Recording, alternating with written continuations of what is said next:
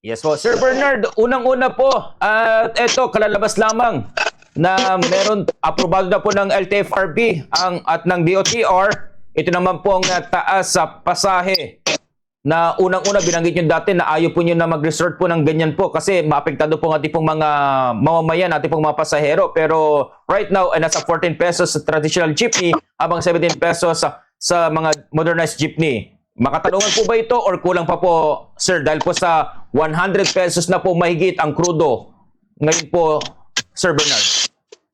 Yes, maraming salamat ulit sa panayam na ito. No? Unang-una po, dun sa taas pamasahe na piso, sa atin naman, kung tutuusin kulang pa yan, subalit kahit pa paano yung piso, may impact din sa amin yan.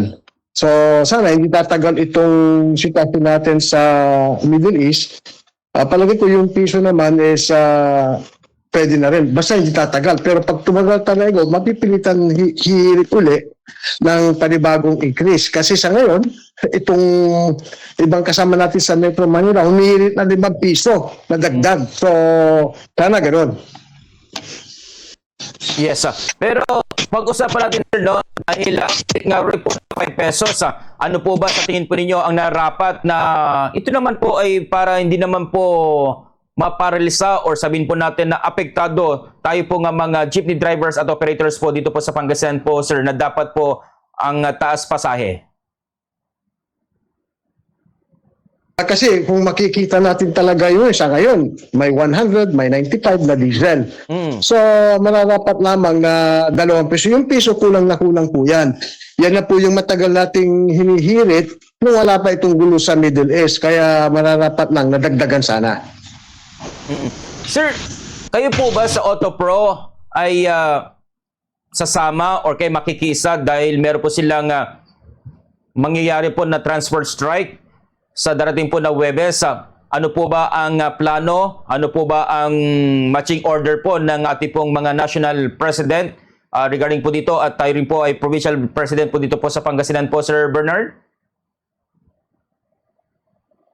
Natin sa Metro Manila, subalit wala pa kaming usapan pagdating sa probinsya. So, siyempre, hindi rin ako makapag-decide ng kung ako lang hanggat hindi kami nag-uusap.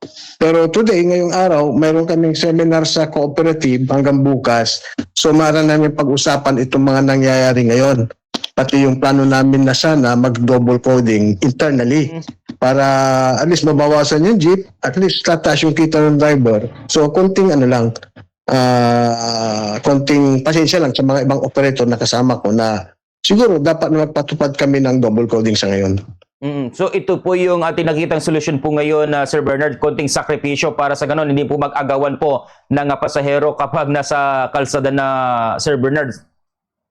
Tama po kayo kasi yung dati double coding nagkaroon ng pandemic nga, so sumulat tayo sa LGU Dagupan at tayo pinagbigyan na bumalik sa single coding. Subalit sa ngayon, napapanahon at nakikita namin na malaki yung pangangailangan ng mga driver natin, ano? So yun ang solusyon na maging maaaring mangyari sa amin.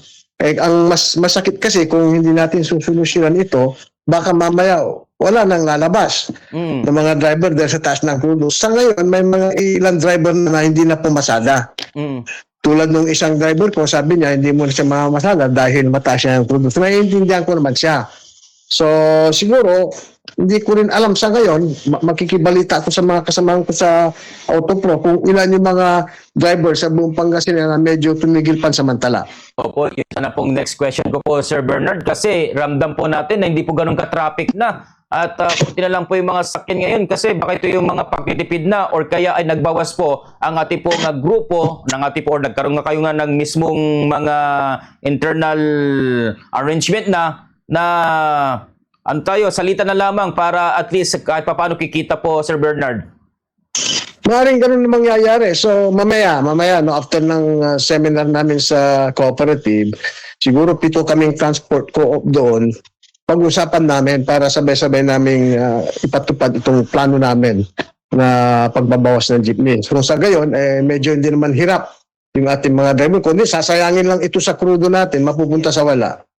Yes, and sa ngayon, sir, para po sa kalaman po natin pong mga ng public and of course ng atin naman po nga mga pasahero, may kinikita pa rin po ba kayo? Kagaya po last week po na nasa 80 pesos, ngayon ay nasa 100 pesos na. May kinikita pa rin po ba ang mga drivers ngayon? Parang napupunta naman yata sa crudo na lamang ang yung pong mga kita at wala pong take-home pay, Sir Bernard.